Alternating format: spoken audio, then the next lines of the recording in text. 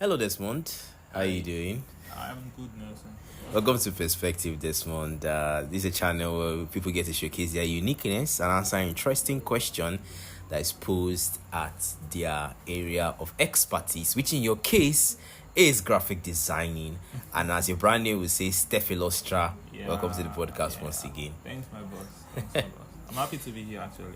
Yeah, we're happy to have you as well. Okay, guys, we've got Steph Illustra here, first of his kind, in the graphic designing area. This one, you're a very interesting and creative person, right? Okay. And I want to just ask you a few questions that is pertaining to what you do, and also some other questions, with regards to out there in the world. But the first one I'll give to you here is, what inspires your design aesthetic? What's the source of your inspiration? Okay, that's a nice question, actually. I'll bet you most graphic designers don't think about that often. It's a bit tricky. So, yeah, my inspiration, I have this perfect thingy when I work. So, I like to get things neat. I think if you look at most of my works, you will notice the alignments and the spacing and everything. So, yeah, it's just I think it flows with my personality, and most of the times my mood, depending on where I'm at the moment. Maybe I'm coming from a nightlife, or you see me getting out a piece with a lot of energy and stuff like that. Sometimes it's serene and calm, depending on the mood and everything. It's just something you develop over time working in the field. Wow. So let me get this straight.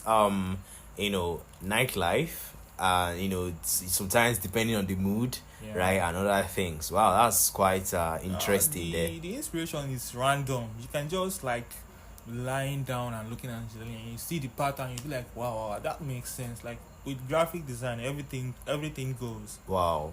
I mean, Everything I goes. can kind of link that lying down and seeing that's Oppenheimer type stuff there, Oppenheimer type sheet there, Everything goes, yeah. Yeah, okay, that's actually beautiful. Everyone has different sorts of inspirations. I agree with you. Personally, as a writer myself, I do have, my own inspiration sources. But let's move on to the second question here. Okay. It says, how do you handle creative block? This one, creative block is a very real problem when it comes to graphic design. Okay, you've got a gig that you've got to deliver tomorrow, and the client is on your neck, and he says, Steph, show me what you got, and then you're blank, staring at a blank screen. What do you do? Bro, this creative block, like, it can't be overemphasized. Like, regardless of a client being on your neck and everything, that shit is real. Like, damn, man. I think every graphic designer, every professional personnel gets there at a certain point in the work. So, yeah, most of the times I get frozen up with brainstorming, or organizing the ideas, or like getting them to be seen. I have this idea up there, but I don't know how to put it out. So, like, graphic design is quite stressful, actually, because it consumes a lot of mental power. Do you understand? Most of the things is coming from the within. Like, it's not something like, okay, you reference something. Sometimes you go to Pinterest. Yeah, I'm trying to make this sound like it's something you are born with or something. No, you can go to places for inspiration, like, and stuff like that. When you meet a mental block, you can reference to other people's work and get inspiration, or like it will make the load easier for you. But me, naturally, I get mental blocks, or what do you call it, Creative block, yeah. creative Yeah. blocks, when I have a unique idea I want to put out there, and I'm Okay. finding it difficult. Okay. So most of the times, yeah, I talk it out with my AI companion, Yeah. or a creative friend. Yeah. So yeah, it helps a lot. So you basically, sometimes you go to Pinterest for inspiration. Yeah. Sometimes you talk it out with an AI, an interactive Yeah. AI, to bounce ideas off. Yeah. And that's actually pretty quite Sometimes I communicate in a creative community. Wow. I reach out to other creatives, other graphic designers, and I try to pitch out the idea to them and see how they approach it. And maybe in the middle of that conversation, You get your own I spark. meet my answer. Yeah. Yeah. That's, Stuff that's like actually quite ingenuine, because if you think about it, whenever you're not getting anything from within, perhaps from outside, Yeah. that's where the key is. Especially when it comes to something new. And you mentioned something there. You said creative block can be unique, to people. Yeah, Yes, yeah. and then Everybody can. Okay, like I said, brainstorming and everything. Some people might have a natural superpower of Yeah. brainstorming Yeah. without having any problem and stuff like that. Some of my strengths might be other graphic designers' weaknesses and stuff like that. So yeah, that's why I'm like, yeah, it's unique with everybody. Everybody has their own strengths and limitations in the field. Yeah. I understand you. All right, Des, we spent a long time on that question, but that was very important because this is something that a lot of graphic designers struggle Not with. just graphic designers, everybody Creatives, right? Yeah. All right then. Okay, so the third one is, now this is the important part, Des. Okay. It's the why. You know me well, Des. I'm big on the why. I'm really big on the why. So it's like, okay, why do you graphic design? Do you graphic design because it makes you feel fulfilled, or do you graphic design because it's an expression, or do you graphic design for the money because it pays? I mean, it can pay, right? Who won't say it's for the money, man? I mean, you're in Nigeria, bro. You need to do it for the money. Well, that aside. Yeah. I think it's a way of putting my ideas out there.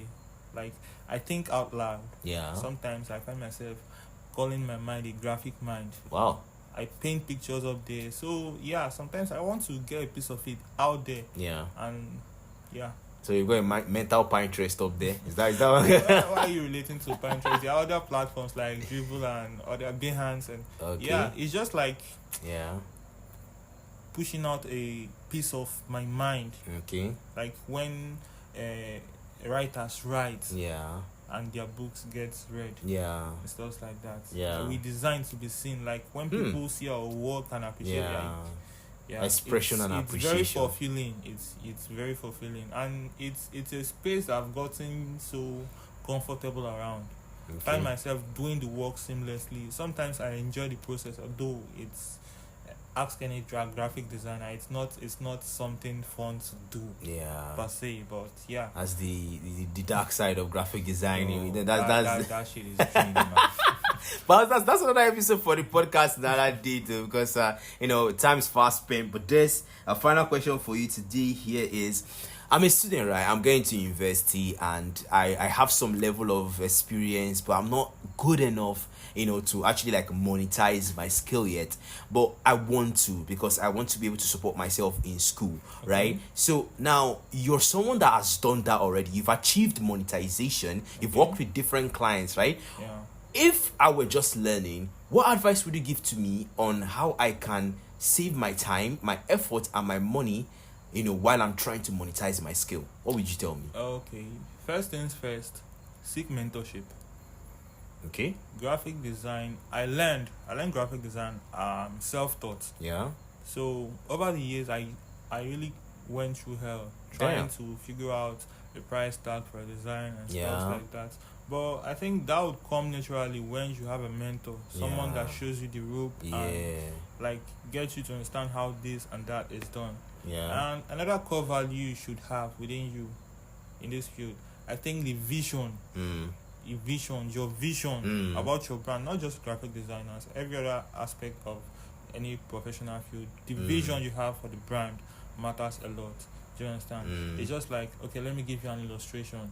I'm a graphic designer, and my target is to solve the problem for local brand or WhatsApp vendors. People that need flyer designs. Okay, if that's my goal, if that's my target, if that's my aim, I'll see myself lacking on gigs. Do you understand? Because they never even chop well. How they want to take patronize it. That's true. That's very but true. If you see yourself aiming to get foreign clients or foreign gigs, to close up big company deals and stuff like that, and you see yourself doing every little work like it's something big, you are positioning yourself for the big gigs. You're doing every little thing in a very big way, and that matters a lot. It's the compilation of every little And the intricacies involved here. Exactly. Yeah. Yeah. Oh. So that's a very big one to also take out in it. Yeah, I appreciate that because we got right now we're entering into a new semester, right? Yeah. So definitely I'm sure some of the new students coming in, one of them, because graphic design is so popular right now and it's such a versatile skill that you can apply it in different areas, and you can get a lot of value out of it and a lot of expression there when people consume your work, they compliment your work and all that. So yeah, that was actually a very valuable one. You heard that, guys? If you're listening, get some mentorship that can help you with your pricing and also with other things involved. But that's gonna be it. This time is out, and we thank you so much for coming onto Perspectives tonight. Thank you so much, Des. Thanks for having me, man. Thank you, man. All right then, guys, that's it. If you want to be my guest, let me know in the comments. You can subscribe. That helps us push what we're doing here forward, and I'll see you guys next one. Cheers.